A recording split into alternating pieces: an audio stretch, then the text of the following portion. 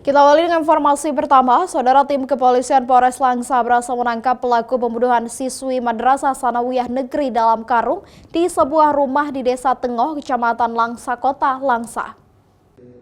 Novel Julianto, seorang DPO dan pelaku pembunuhan siswa Madrasah Sanawiyah Negeri di Tanah Datar, Sumatera Barat, berhasil diamankan kepolisian Polres Langsa setelah adanya laporan dari masyarakat kepada Babin Kaptipmas Polsek Langsa Barat, dikarenakan adanya warga baru yang mencurigakan.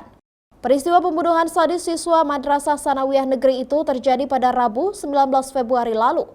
Kemudian mayat dengan kondisi mengenaskan ditemukan berada dalam karung di Jalan Ladang Koto Jorong, Sumatera Barat. Datangnya dari Sumatera Barat.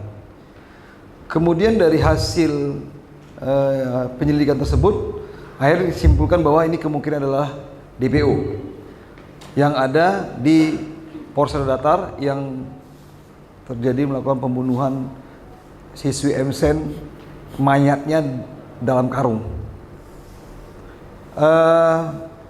Kemudian Kapolsek berkoordinasi dengan Polres Datar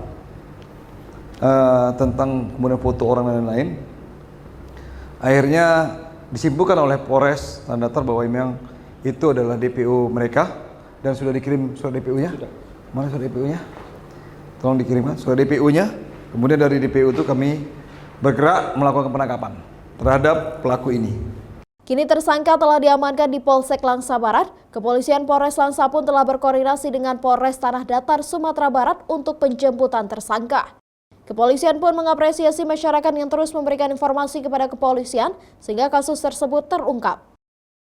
Zikri Maulana, Kompas TV, Langsa.